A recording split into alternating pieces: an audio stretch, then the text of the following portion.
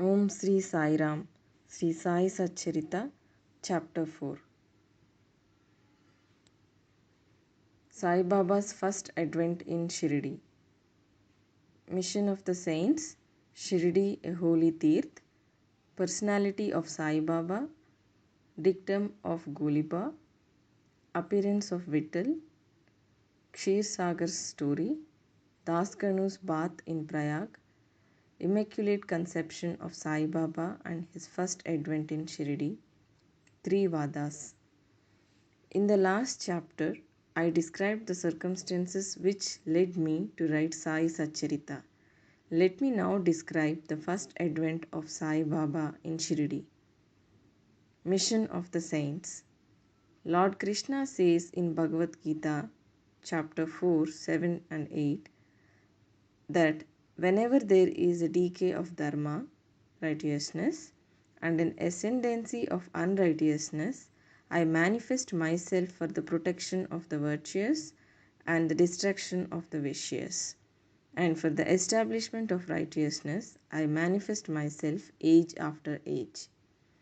This is the mission of to Lord and the sages and saints who are his representatives and who appear at appropriate times and work in their own way to fulfill that mission.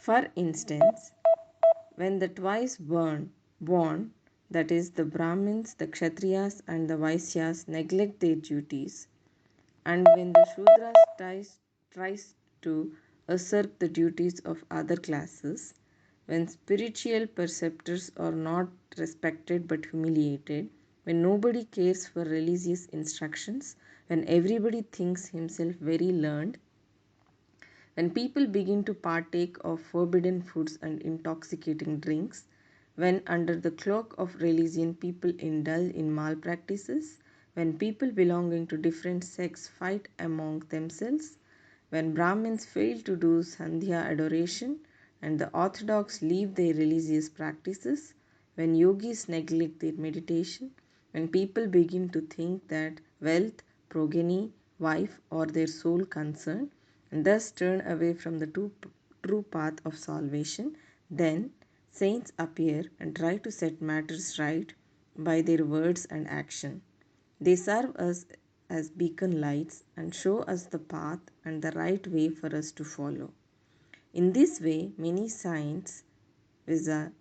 Nivruti, Dhyandev, Muktabai, Namdev, Gora, Gunai, Eknath, Tukaram, Narahari, Narsibhai, Sajan Kasai, Savata, Ramdas, and various others did appear at various times to show the right path to the people, and so the present advent came as Sri Sai Baba of Shirdi.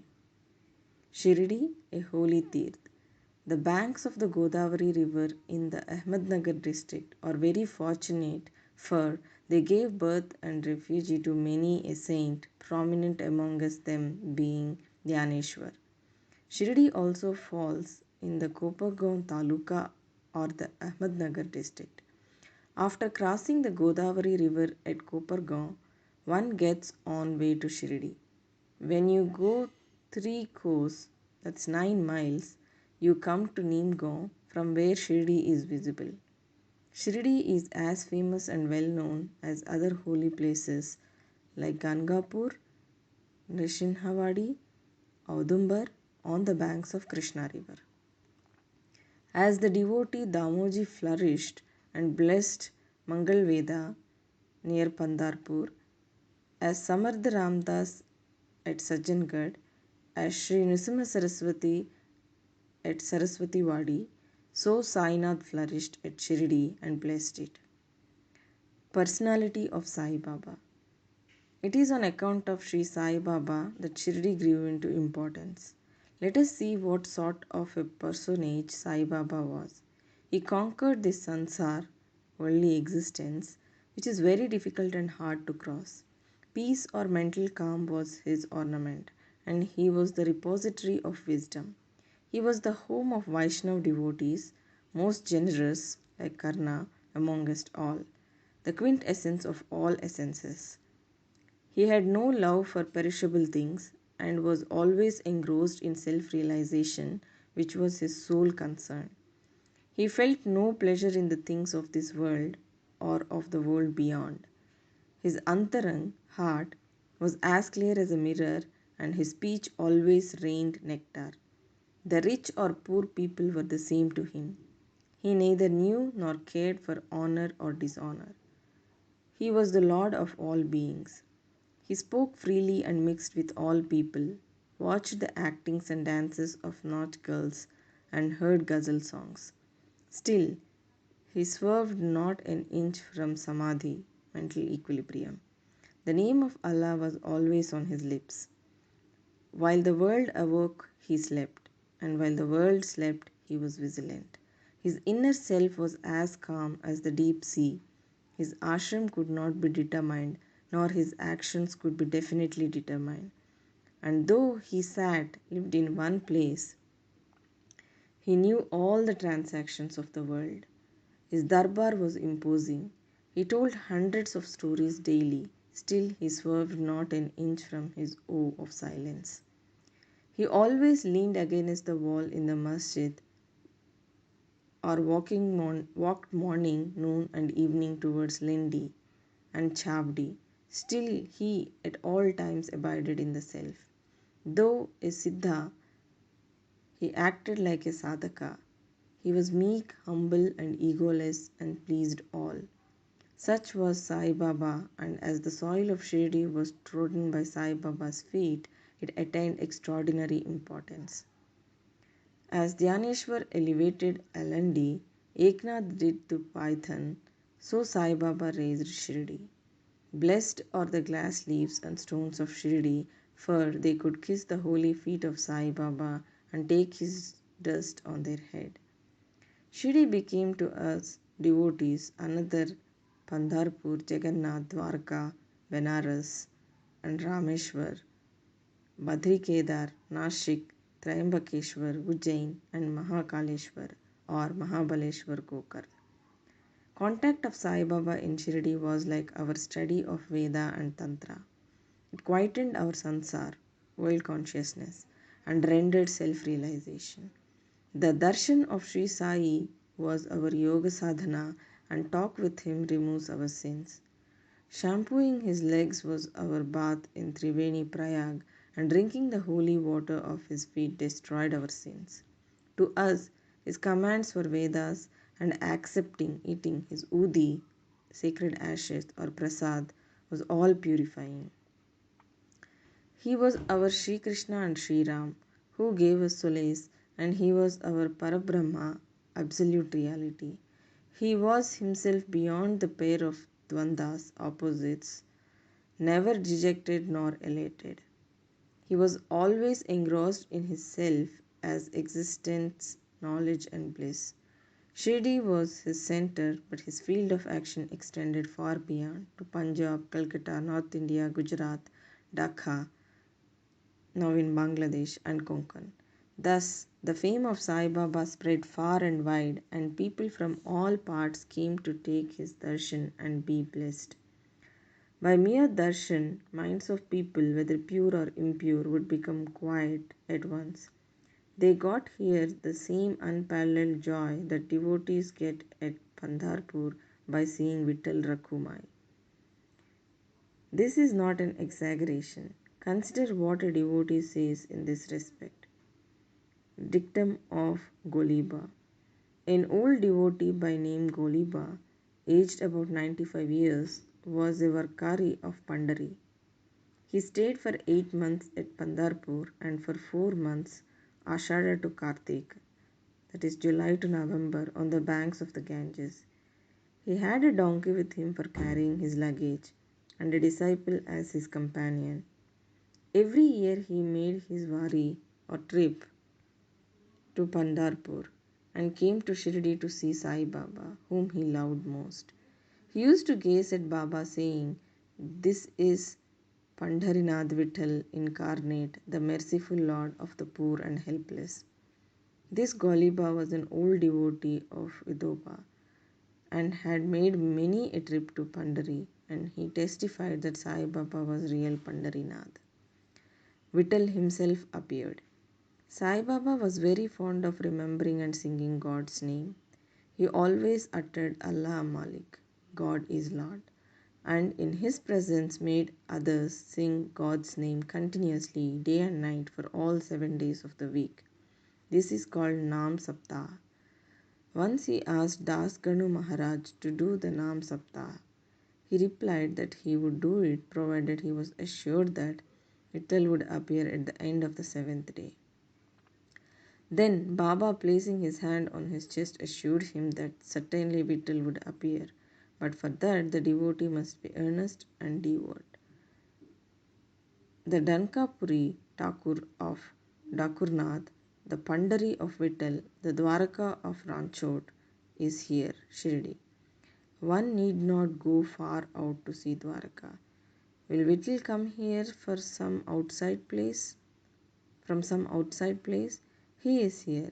Only when the devotee is bursting with love and devotion, Vittal will manifest himself here, Shirdi. After the Saptah was over, Vittal did manifest himself in the following manner.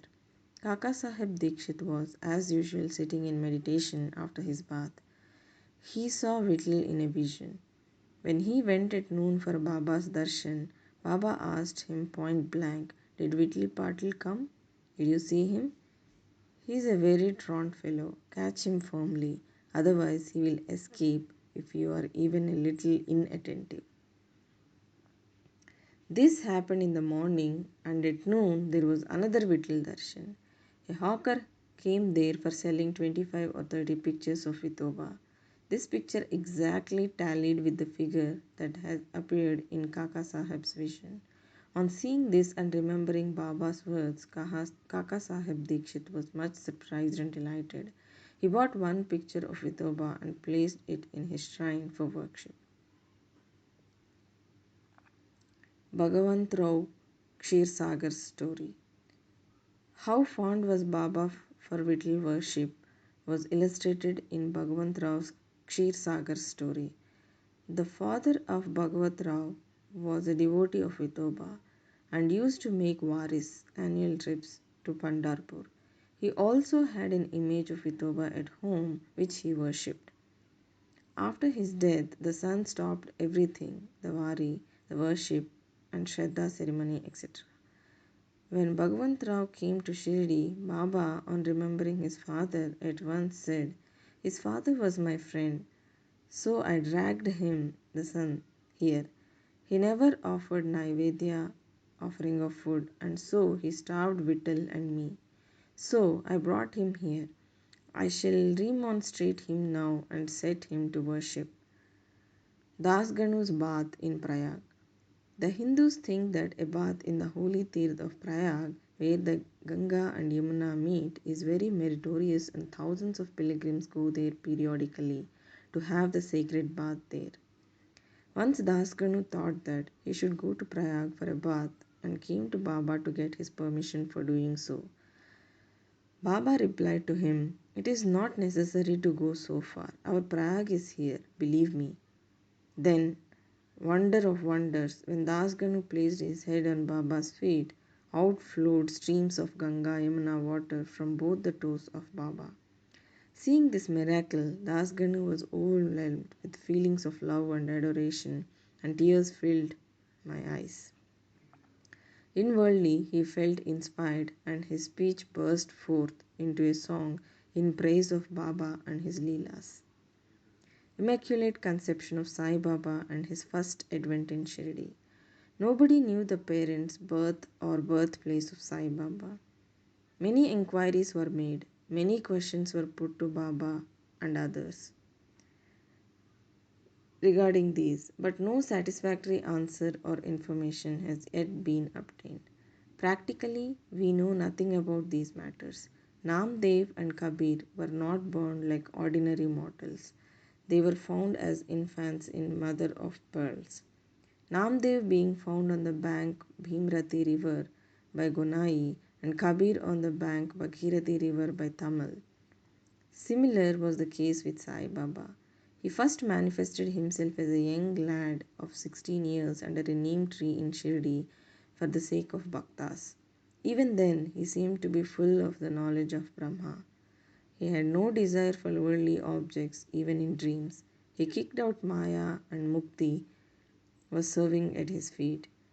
One old woman of Shirdi, the mother of Nana Chopdar, described him thus: "This young lad, fair, smart, and very handsome, was first seen under the neem tree, seated in an asan.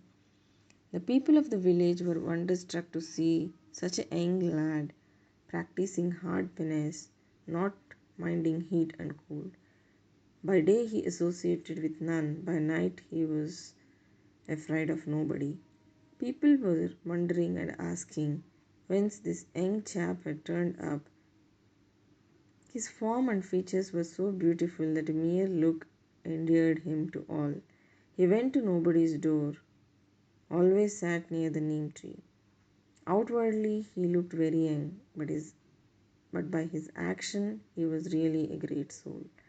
He was the embodiment of dispassion and was an enigma to all. One day it so happened that God Khandoba possessed the body of some devotee, and people began to ask him, Deva, God, you please inquire what blessed father's son is this lad, and whence did he come? God Khandoba asked them to bring a pickaxe and dig in a particular place. When it was dug, bricks were found underneath a flat stone. When the stone was removed, a corridor was seen in which four samais lights were burning. The corridor led to a cellar where cow mouth shaped structures, wooden boards, rosaries were seen. Kandoba said this lad practiced penance here for 12 years. Then the people began to question the lad about this. He put them off by telling them that this was his guru's place, his holy vatan, and requested them to guard this well. The people then closed the corridor as before. As Aswatha and Audumba trees are held sacred, Baba regarded this neem tree equally sacred and loved it most.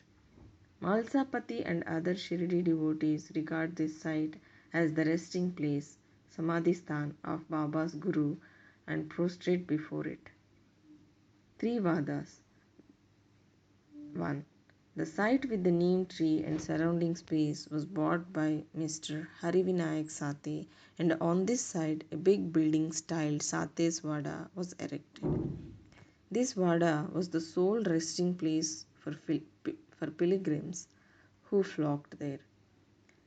A platform was built round the neem tree and lofts with steps were constructed. Under the steps there is a niche facing south and devotees sit on the platform facing north. It is believed that he who burns incense there on Thursday and Friday evenings will by God's grace be happy. This Vada was old and dilapidated and needed repairs. The necessary repairs, additions and alterations have been made now by the Sansthan. 2. Then after some years another Vada, Dikshit's Vada, was constructed. Kaka Sahib Dikshit, solicitor of Mumbai, had gone to England. He had injured his leg in an accident there. The injury could not be got rid of by any means. Nana Sahib Chandorkar advised him to see Sai Baba. So he went to Sai Baba in 1909 and requested him to cure the lameness of his mind rather than that of his leg. He was so much pleased with the darshan of Sai Baba that he decided to reside in Shirdi. So he built a Vada for himself and other devotees. The foundation of this building was laid on 10/12/1910. On this day, two other important events took place. 1. Mr. Dada Saheb Kharpade was given permission to return home, and 2. The night Aarti at the Chavdi was started. The Vada was completed and was inhabited on the Ram Navami day in 1911 with due rites and formalities. 3. Then another Vada or palatial mansion was put up by the famous millionaire Mr. Booty of Nagpur. A lot of money was spent on this building, but it was all well utilized as Sai Baba's body is resting in this Vada. which is now called the Samadhi Mandir. The site of this mandir formerly had a garden which was watered and looked after by Baba. Three vadas thus came up where there was none formerly. Of these, Sateswada was most useful to all in the early days. The story of the garden, which was attended by Sai Baba with the help of Vaman Tatya, the temporary absence of Sai Baba from Shirdi and his coming again to Shirdi with the marriage party of Chand Patil, the company of Devidas, Jankidas and Gangagir, Baba's wrestling match with Muhyiddin Tamboli residing in the masjid, love of Mr. Dengley and other devotees, and other incidents will be described in the next chapter. Bow to Sri Sai, peace to be all. Jai Sai Ram.